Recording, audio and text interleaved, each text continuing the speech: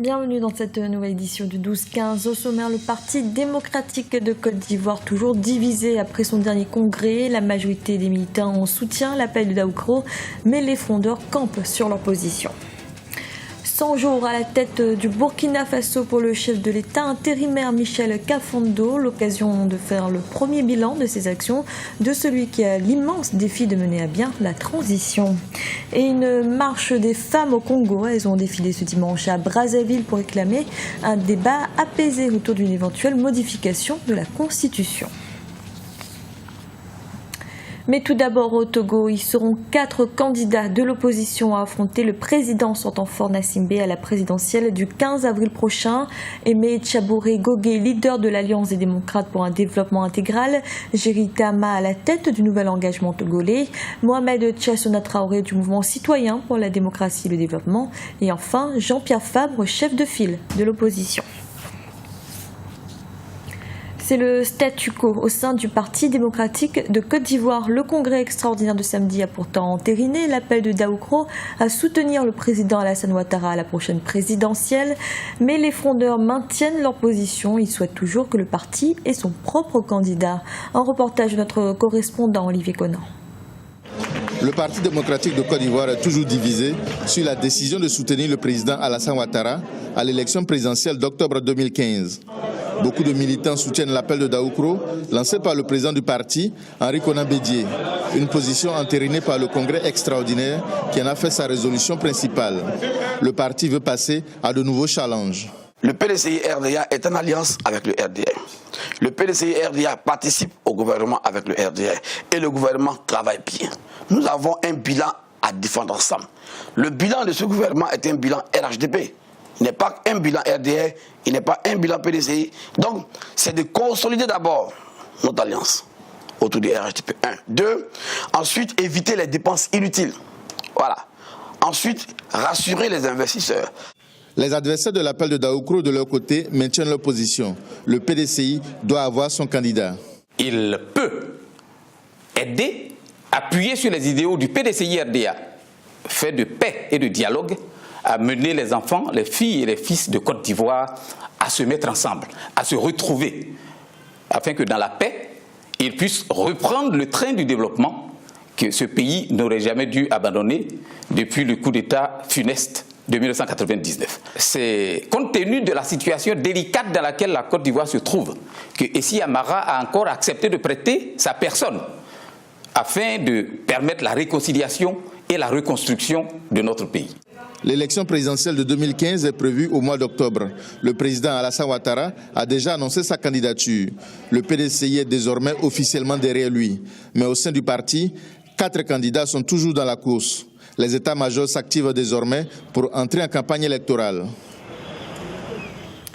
Fin de la grève des personnels de justice au Tchad. Les avocats, notaires et huissiers ont décidé de mettre fin à leur mouvement. Les 3 corporations ont revendiqué depuis novembre 2014 le paiement des condamnations de l'État qui s'élève à plus de 4 milliards de francs CFA. Une situation qui a notamment bloqué la fin du procès de la police politique de l'ancien président Hissène Habré. Au Burkina Faso, cela fait 100 jours que Michel Kafando préside la transition. Il avait été officiellement investi dans ses fonctions le 21 novembre 2014 après l'insurrection populaire qui a mené au départ de l'ancien président Blaise Compaoré. Depuis, le chef de l'État intérimaire a été sur tous les fronts et les défis qui s'annoncent sont encore nombreux. Kekeli Afeto. Michel Kafando va conduire la transition au Burkina Faso durant les 12 prochains mois. Cette phrase a tourné sur toutes les chaînes d'information le 17 novembre 2014. 100 jours après son investiture comme chef d'État intérimaire, l'heure est au premier bilan. C'est un gouvernement qui a connu ces périodes très difficiles, qui a longtemps balbutié avant donc de retrouver, si on peut ainsi dire, ces marques. Les problèmes fondamentaux qui ont poussé le peuple burkinabé à se révolter n'ont pas connu de solution. Bien que ce gouvernement-là avait fait beaucoup de promesses, les problèmes sociaux demeurent toujours. Vous vous souvenez, il n'y a pas très longtemps, les syndicats ont appelé à des manifestations pour exiger donc qu'on baisse le prix du carburant et entre autres. Donc, ce que le Burkinabé attend, c'est que ce gouvernement-là conduise la transition et puis peut-être passer la patate chaude au président qui sera élu et on verra bien parce que j'ai toute l'impression qu'il n'y aura pas d'état de grâce pour ce président qui sera élu là. La réouverture du dossier Thomas Sankara, la promotion de la justice sociale et l'équité pour favoriser la cohésion nationale, voilà entre autres les promesses faites par le président Michel Kafando lors de son discours d'investiture. Du côté des observateurs, on se félicite de ce processus de transition politique enclenché au Burkina Faso. Dans ce processus, on voit bien que même des choses qui sont anciennes ont été remises sur la table pour essayer de replacer un assainissement global dans la société. On a par exemple l'assassinat de l'ancien président, on a le Norbert Zongo, on a Sankara. Donc tous ces procès-là sont remis sur la table par rapport aux personnes qui ont participé. Donc j'estime que cette transition, c'est une transition consensuelle qui se passe relativement bien et qui exprime très bien la maturité du peuple burkinabé. Pour ses 100 jours à la tête du gouvernement, Michel Kafando propose que l'ancienne garde présidentielle de Blaise Compaoré, le président déchu, participe à la lutte contre Boko Haram. Le Burkina connaîtra en octobre 2015 une élection présidentielle qui devrait ramener la stabilité politique dans le pays. Au Congo, plus de 13 000 femmes ont défilé ce dimanche dans les rues de Brazzaville, une marche initiée par Inès Neferingani à la tête de l'association Action Innovatrice pour la paix et le développement culturel. Le mot d'ordre, un débat apaisé sur le changement au nom de la Constitution. Un reportage, notre correspondant Pras Bafolo. J'aime et je veux mon Congo en paix, c'est le vœu de ces femmes congolaises qui ont décidé de marcher ce 1er mars pour dire non à la violence, à la guerre et au viol. Organisée à l'initiative de l'association Action Innovatrice pour la paix et le développement culturel, cette marche a réuni des femmes venues de Pointe-Noire et de tous les arrondissements de Brazzaville. Sur un trajet de près de 3 km, ces filles et mères ont toutes dit non à la violence. Le sang a déjà s'écoulé dans notre pays.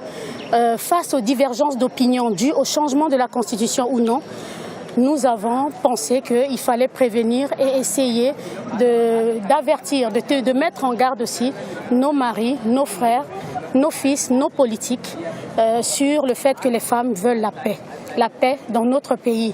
Et c'est pour ça qu'en faisant cette marche, nous avons fermé nos frontières à l'incitation. Nous voulons prendre nos responsabilités. Déjà victimes de violences dans leur pays, les femmes centrafricaines, conduites par leur ambassadrice, sont venues soutenir l'initiative de leurs sœurs du Congo. La communauté musulmane, les différentes confessions religieuses présentes au Congo ont également marché pour dire non à la violence et à la guerre. Vous savez, quand il y a des mouvements négatifs, sinon les émeutes dans notre pays, les personnes qui sont beaucoup exposées sont des personnes vivant avec un handicap. Parce que notre mobilité, elle est réduite.